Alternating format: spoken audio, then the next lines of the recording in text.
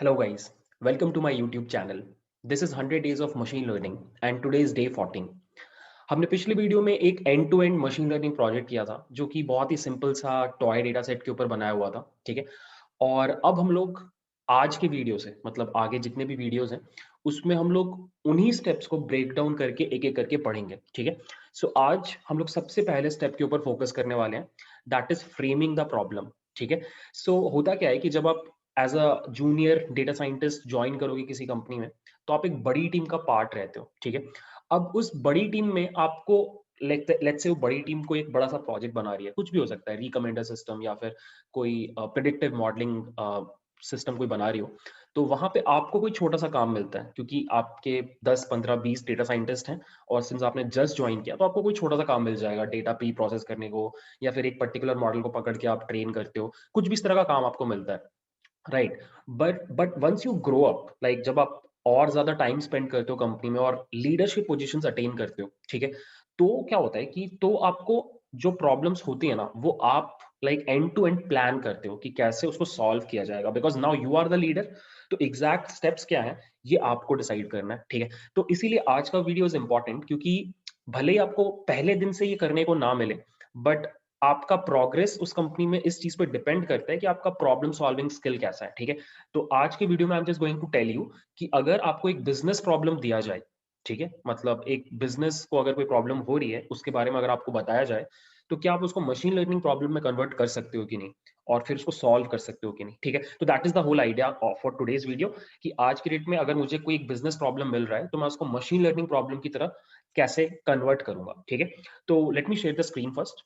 Okay, so मैंने कुछ series of steps लिखे हैं जो आप सबसे पहले करोगे अगर आपको इस तरह का कोई सिनेरियो दिया जाएगा, ठीक है।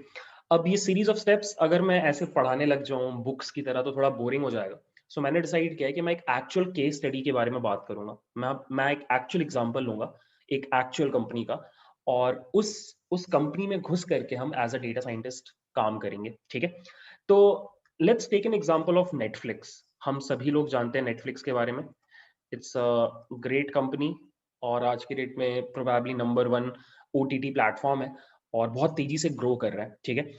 लेट्स अज्यूम कि हम नेटफ्लिक्स में बहुत बढ़िया डेटा साइंस पोजीशन पे हैं, लाइक हम लोग बहुत अच्छे बढ़िया डेटा साइंटिस्ट हैं। We can be the lead data scientist, ठीक है।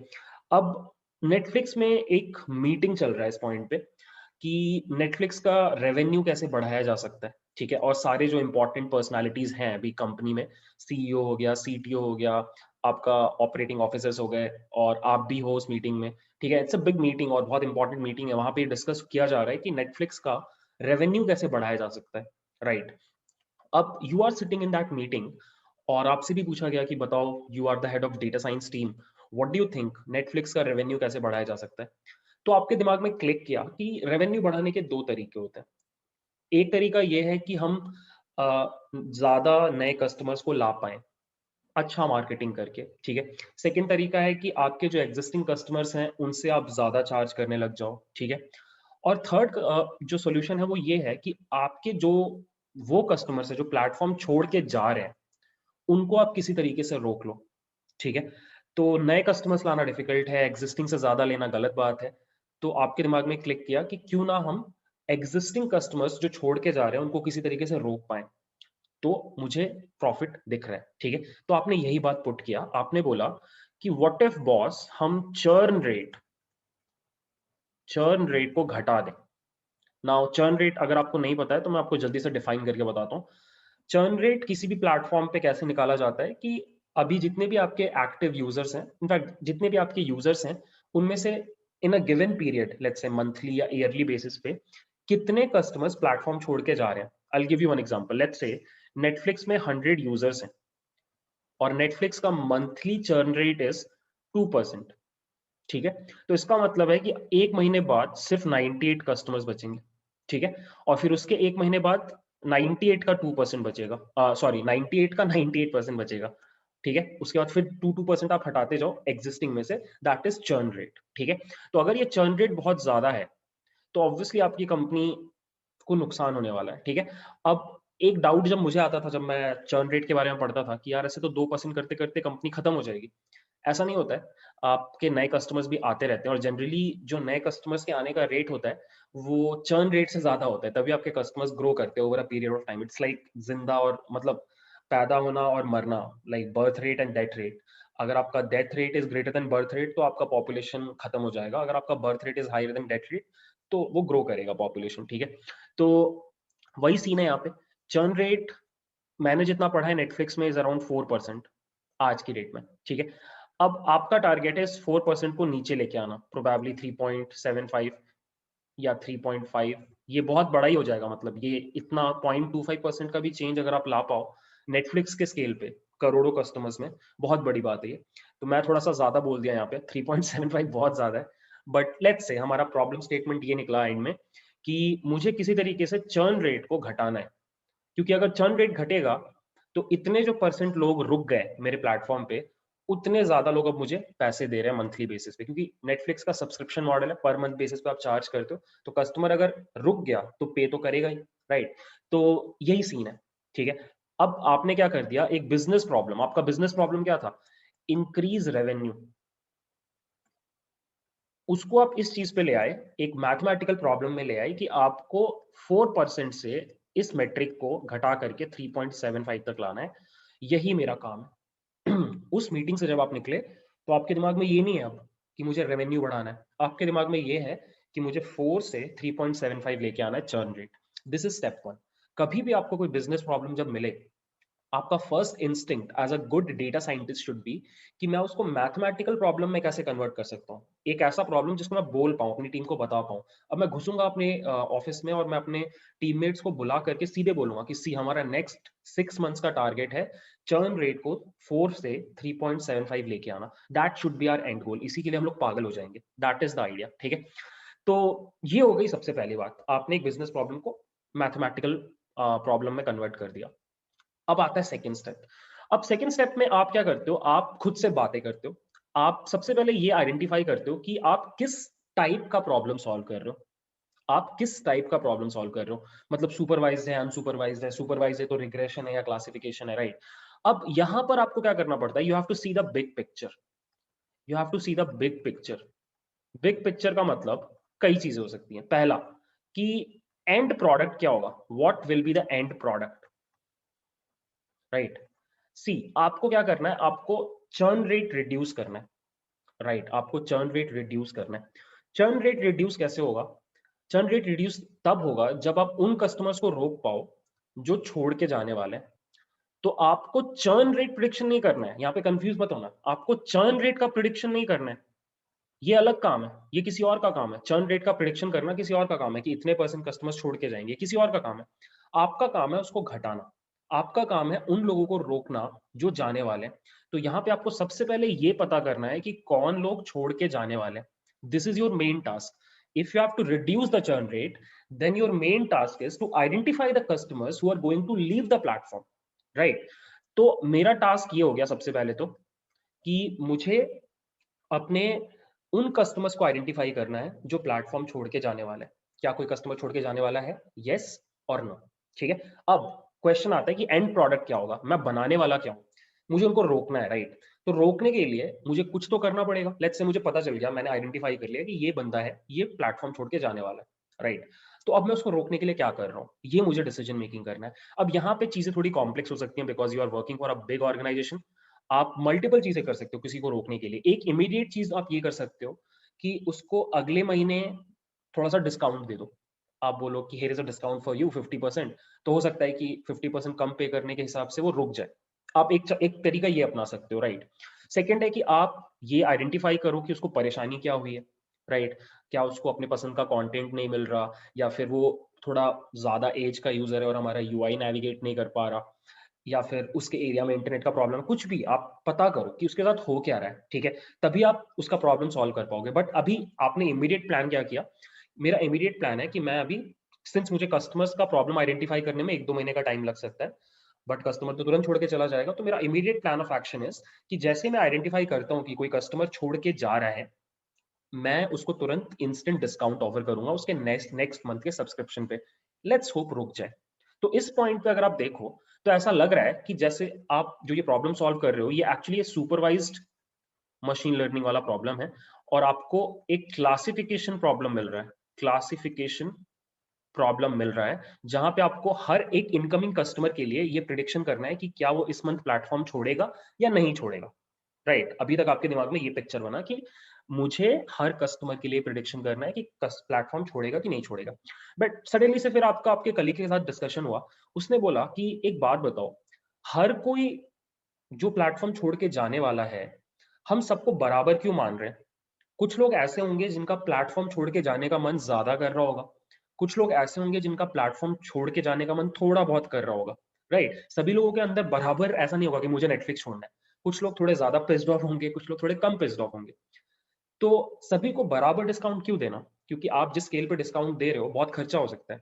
तो व्हाट इफ मैं ये आइडेंटिफाई करूं कि इसका भी थोड़ा सा मन है छोड़ के जाने का, तो मैं इसको कम डिस्काउंट दूं, और इसका भी बहुत ज्यादा मन है छोड़ के जाने का, तो उसको मैं ज्यादा डिस्काउंट दूं। राइट, आप ऐसा कर सकते हो ना। तो तब आपने सोचा कि हाँ यार ये बात सही है, why not identify the amount with which they want to leave the platform। मतलब वो सेंटिमेंट आप निकालना चाहते हो कि कितना परसेंट में बंदा मतलब what is the probability of a guy leaving the platform। आप 90% श्योर हो कि ये बंदा छोड़ के जाएगा, आप 100% श्योर हो ये बंदा छोड़ के जाएगा, आप 50% श्योर हो ये बंदा छोड़ के जाएगा। तो आप हर कस्टमर के लिए एक स्कोर जनरेट करना चाहते हो 0 से 100 के बीच में, कि इतना परसेंट वी आर श्योर कि ये प्लेटफॉर्म छोड़ के जाएगा। जिसका परसेंटेज जितना हाई, आप उसको उतना ज्यादा डिस्काउंट दो, और जिसका जितना कम, उसको उतना कम डिस्काउंट दो। राइट, तो सडनली से आपने रियलाइज किया, क्या रहना, ये नहीं गलती कर रहे थे, ये क्लासिफिकेशन प्रॉब्लम नहीं है, this is a regression problem, this is a regression problem.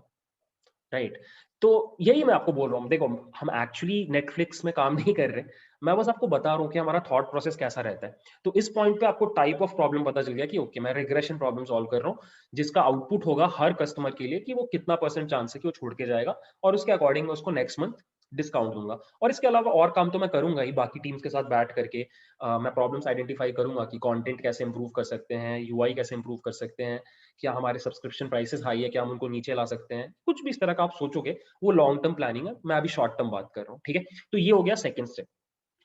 Third step होता है, आपको हमेशा ये सोचना चाहिए कि क्या करंट सॉल्यूशंस अवेलेबल है आपके पास।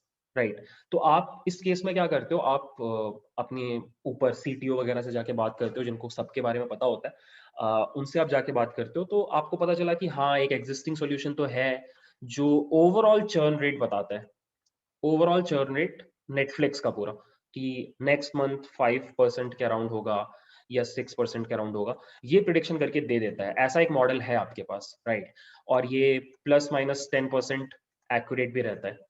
तो आपने बोला चलो ठीक है, किसी ने कुछ काम कर रखा है, हम उसके काम से थोड़ा सा इंस्पिरेशन ड्रॉ कर सकते हैं कि उसने क्या क्या फैक्टर्स कंसिडर किए थे ये वाला प्लेटफॉर्म बनाने के केस में। तो इससे आपको थोड़ा सा हेल्प हो जाता है कि पहले कुछ काम किया हुआ है उसी डायरेक्शन में, तो आपको स्क्रैच से स्टार्ट करने की जरूरत नहीं है। आप चाहो तो जाके उस टीम से बात कर सकते हो कि what were the exact factors जो आपने कंसिडर किया था ये चर्न रेट कैलकुलेट करने में या प्रिडिक्ट करने में। ठीक है, तो इससे आपको एक हेड स्टार्ट मिल जाता है अपना प्रॉब्लम सॉल्व करते टाइम। ठीक है, तो ये भी एक तरीका हो गया, ये भी एक स्टेप हो गया करंट सोल्यूशन के बारे में पता करना। नेक्स्ट आ गया आप बहुत इंपॉर्टेंट स्टेप, कि डेटा कहाँ से आएगा and what will be the data. Right, अब यहाँ पर अब आपको बैठ के बहुत क्लियरली सोचना है कि आपको कैसा डेटा चाहिए, उस डेटा में क्या क्या कॉलम्स होने चाहिए। तो यहाँ पे आपको बहुत टाइम स्पेंड करना पड़ेगा टू एग्जैक्टली थिंक कि आपको किस तरह के डेटा को लेके आना है अपने पास। ठीक है, अब अगर आपको निकालना है कि कोई बंदा कितना परसेंट प्रोबेबिलिटी के प्लेटफॉर्म छोड़ के जाएगा, तो आपको पलट करके क्या करना पड़ेगा, आपको लोगों का वॉच टाइम स्टडी करना पड़ेगा उस मंथ की, उसने कितने घंटे नेटफ्लिक्स पे स्पेंड किया, उसमें कितना टाइम उसने ब्राउजिंग में स्पेंड किया, कितना टाइम वो एक्चुअली मूवी देख रहा था। ऑब्वियसली अगर वो ब्राउजिंग में ज्यादा टाइम स्पेंड कर रहा है तो उसको अपने मनपसंद का कंटेंट नहीं मिल रहा है, तभी वो इतना सर्च कर रहा है। और अगर वो स्ट्रीमिंग में ज्यादा टाइम स्पेंड कर रहा है तो इट सीम्स कि वो भी इन्वॉल्व है, कुछ ना कुछ देख रहा है, जो कि अच्छी बात है। ठीक है, फिर आप ये निकालोगे कि एक पर्टिकुलर महीने में उस बंदे ने कितने सर्चेस किया आपने आपके प्लेटफॉर्म पे, और उसमें से कितने सर्चेस का एग्जैक्ट रिजल्ट आपको मिल गया। राइट, मतलब लेट्स से मैंने एक मूवी सर्च किया मैट्रिक्स, मैट्रिक्स मुझे नहीं मिला, फिर मैंने कोई और मूवी सर्च किया इंसेप्शन, वो भी मुझे नहीं मिला, और इस तरह के मेरे मेरे 300 सर्चेस है पूरे मंथ में, और मुझे 300 चीजें नहीं मिली जो मैं खोज रहा था। तो obviously this is a bad thing, it shows कि आपके कस्टमर को जो चाहिए है वो नहीं मिल रहा। तो आप ये चीज निकाल सकते हो। राइट, आप ये भी निकाल सकते हो कि कितनी बार आपका कस्टमर एक पर्टिकुलर गिवन मंथ में कोई मूवी या फिर कोई शो स्टार्ट करके बीच में छोड़ दिया, ये बता रहा है कि आपका कंटेंट जो है वो उतना टेम्पटिंग नहीं है, वो इतना इंटरेस्टिंग नहीं है कि आपके कस्टमर को पकड़ के रख पा रहा है। तो this is also a factor, right. You can also see कि आप जो रिकमेंडेशन दे रहे हो उसको, उसमें से कितने रिकमेंडेशन पे वो क्लिक कर रहा है, राइट। तो वही मैं आपको बता रहा हूँ कि आपको यहाँ पे बैठ के सोचना होगा कि आप क्या क्या फैक्टर्स के बारे में सोच सकते हो, क्या क्या फैक्टर्स हो सकते हैं, राइट। और आपको इवेंचुअली क्या करना होगा, आपको जाके एक डेटा इंजीनियर को पकड़ना होगा, एक डेटा इंजीनियर को पकड़ना होगा जो क्या करेगा, नेटफ्लिक्स के एक्चुअल डेटाबेस से, जो मैंने आपको शायद बताया भी था, OLTP से आपको एक डेटा वेयरहाउस बना के दे देगा, जिस डेटा वेयरहाउस में ये सारे के सारे कॉलम्स होंगे फॉर गिवन कस्टमर्स। और उस डेटा सेट के ऊपर फिर आप काम करोगे। तो यहाँ पे आपको समझ में आ रहा है कि you need a data engineer, because उस गिवन डेटा से ये डेटा लाना मेरे बस का बात नहीं है, मुझे नहीं आता, मुझे किसी और के एक्सपर्टीज का जरूरत पड़ेगा, ठीक है। तो यहाँ पे आप अपने डेटा इंजीनियरिंग टीम के पास जाओगे और उधर जाके बात करोगे कि सी हमारे पास क्या क्या डेटा है और उसमें से मुझे ये डेटा निकाल करके दो, ठीक है। तो ये हो गया अपना fourth step. Next is metrics to measure. आप कैसे पता करोगे कि आपने जो मॉडल बनाया है वो सक्सेसफुल है कि नहीं, राइट। तो यहाँ पे आप ऑब्वियसली चेक करोगे कि आप जितना चर्न रेट प्रिडिक्ट कर रहे थे और इवेंचुअली जितने लोग छोड़ के गए प्लेटफॉर्म, उसमें डिफरेंस कितना है। लेट्स से वो डिफरेंस आ रहा है सिर्फ 0.25, तो यू विल बी लाइक हाँ फिर सही है, मतलब मैं प्रिडिक्ट कर रहा था इतने लोग छोड़ के जाएंगे, उससे बस थोड़े ही ज्यादा लोग छोड़ के गए, तो मैं सही डायरेक्शन में मूव कर रहा हूँ। आप ये भी पता कर सकते हो कि आपने जिन कस्टमर्स को बोला था ये छोड़ के जाएंगे, क्या वही कस्टमर्स छोड़ के जा रहे हैं या फिर कोई और कस्टमर्स छोड़ के जा रहे हैं, राइट। ये भी बताएगा कि आप सही डायरेक्शन में मूव कर रहे हो कि नहीं। सो बेसिकली आपको इस स्टेप में कुछ मेट्रिक्स डिफाइन करने पड़ेंगे अपनी टीम के लिए, अपने लिए, कि आप जो भी चीजें कर रहे हो उसके बारे में कैसे आप श्योर हो सकते हो कि वो सही है कि नहीं, राइट। तो मेट्रिक्स भी बहुत इंपॉर्टेंट है। और मेट्रिक्स ही आपको बेसिकली आपका नॉर्थ स्टार बनते हैं, आपको गाइड करते हैं कि आप जो चीजें कर रहे हो पिछले 6 महीने से वो सही है कि नहीं, ठीक है। तो मेट्रिक्स पे भी you will have to spend a lot of time, ठीक है। नेक्स्ट एक और कंसिडरेशन आपको सोचना पड़ता है शुरू में ही कि are you going for online learning और बैच लर्निंग। मैंने आपको बताया था बैच लर्निंग में आप क्या करते हो, अपने मशीन पे ट्रेन करके सर्वर पे डाल देते हो और फिर रीट्रेनिंग जब भी आपको करना होता है आप सर्वर से अनलोड करके वापस लाते हो, नए डेटा के साथ फिर से ट्रेन करके मॉडल को अपलोड करते हो, और ऐसा पीरियोडिकली करते हो, राइट। ऑनलाइन में क्या होता है कि आपका मॉडल स्ट्रीमिंग डेटा से लगातार सीखता जाता है, right. On the go server पे लर्निंग चलता रहता है, राइट। अब यहाँ पर अगर मैं होता उस जगह पे, उस बंदे की जगह पे, तो I would have preferred online learning, because Netflix पे लोग कितना टाइम स्पेंड करेंगे ये एक्चुअली बहुत ही वोलाटाइल कॉन्सेप्ट है। बहुत सारी चीजें अफेक्ट करेंगी। अब लॉकडाउन लग गया, ऑब्वियसली लोग ज्यादा टाइम स्पेंड करेंगे, इनफैक्ट और ज्यादा लोग आएंगे, हो सकता है चर्न रेट हायर हो। बहुत सारे ऐसे लोग आ गए जो एक्चुअली उतना बिंज नहीं करते हैं चीजों को, बट उनके पास अभी टाइम था तो वो आ गए, बट फिर ग्रेजुअली दे विल रियलाइज करें नहीं यार कुछ और कर लेता हूँ, छोड़ के चले गए, तो आपका चर्न रेट उस केस में हायर होगा। तो इस तरह के वोलाटाइल चेंजेस जो होते हैं, जैसे हॉलीडेज आ गए, तो ऑब्वियसली आपका फिर से ज्यादा कस्टमर्स आएंगे और चर्न रेट ऊपर नीचे कुछ भी हो सकता है। तो a better approach would be कि अगर आप ऑनलाइन लर्निंग करवा पाओ, दैट वुड बी ग्रेट, कि इनकमिंग डेटा आपके पास आ रहा है नेटफ्लिक्स पे और आपका डेटा वेयर हाउस इस तरीके से सेटअप है कि नया डेटा भी पूरे टाइम आते जा रहा है और आपका मॉडल इस तरीके से सेटअप है, मतलब बेसिकली पूरा फ्लो कुछ ऐसा होगा कि आपके OLTP में डेटा आ रहा है and this data is continuously flowing through your data warehouse and this is going through your model, right, and it is continuously being trained, ठीक है। और साथ ही साथ आउटपुट तो आपको दे ही है, राइट। तो आप ये पूरा फ्लो स्टैब्लिश करने का ट्राई करोगे, राइट। मतलब अब ऑब्वियसली यहाँ पे कंसिडरेशन होंगे कि यार ऑनलाइन तो बड़ा डिफिकल्ट है, हमारे पास जिस तरह का डेटा है वहां से हम ऑनलाइन ट्रेनिंग करना डिफिकल्ट हो रहा है, तो फिर आप बोलोगे ठीक है हटाओ, फिर बैच लर्निंग करते हैं, हर एक हफ्ते बाद हम लोग मॉडल को ऑफलाइन करके फिर से ट्रेन करके ऑनलाइन कर देंगे। तो अगेन यहाँ पे ये भी एक कंसिडरेशन आपको लेके चलना पड़ेगा, ठीक है। द लास्ट थिंग जो आपको करना होता है as a data scientist, that is you check your assumptions, ठीक है। अब अजम्पशंस में आपको बहुत सारी चीजें सोचनी होती हैं। पहला तो आपको ये सोचना होता है कि आपने जो यहाँ पे कॉलम्स डिसाइड किए, फीचर्स जो भी डिसाइड किए, ये जो भी फीचर्स आपने डिसाइड किए, वॉच टाइम या फिर सर्च किया नहीं मिला, इस तरह के जो भी आपने फीचर्स डिसाइड किए, क्या ये अवेलेबल है कि नहीं। आपका अजम्पशन तो है कि है, बट आपको जाके अपनी डेटा इंजीनियरिंग टीम से बात करनी पड़ेगी और पूछना पड़ेगा कि जो मैं फैक्टर सोच रहा हूँ ये सच में अवेलेबल है या नहीं है। This is your first assumption that you will check. Second assumption is कि आप चेक करोगे कि मतलब Netflix is a multinational company, right. तो आपका तो अभी तक अजम्पशन ये है कि मैं एक सिंगल मॉडल बनाऊंगा और पूरा नेटफ्लिक्स उसी के ऊपर चलेगा, मतलब पूरी दुनिया के लोगों के ऊपर वो सेम मॉडल एप्लीकेबल होगा। बट क्या ये सही है? आपने जो फैक्टर्स कंसिडर किए, क्या आप श्योर हो कि वो यूएस के ऊपर भी उतने अच्छे से काम करेगा जितना इंडिया के ऊपर करेगा? तो ये असम्पशंस भी आपको चेक करने पड़ेंगे कि क्या आपको ज्योग्राफी के बेसिस पे मॉडल्स में चेंजेस करने चाहिए या नहीं। और इस तरह के और भी बहुत सारे असम्पशंस आप चेक करते हो, ठीक है। अब see, this is what you do, मतलब मैं आपको बस इस वीडियो में बता रहा था कि आप सोचते कैसे हो। ऐसा कुछ सेट प्रोसीजर नहीं है कि इसके बाद यही सोचना है।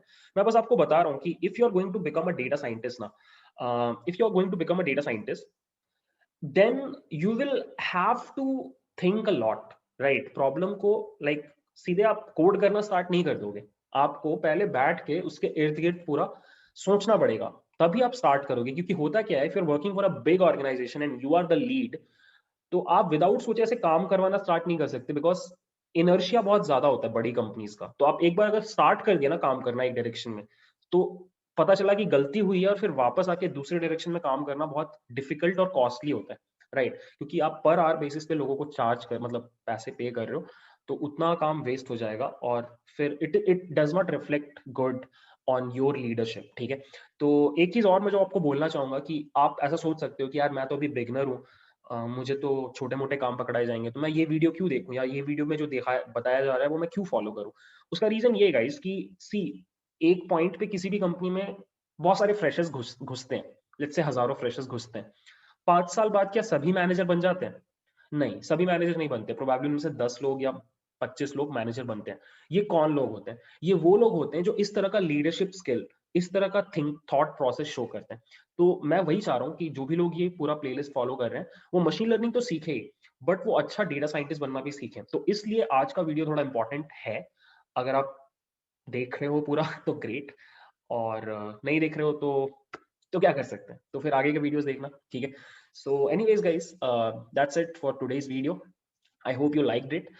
It's so please consider subscribing and sharing, ठीक है। सो या, थैंक्स फॉर वॉचिंग, बाय।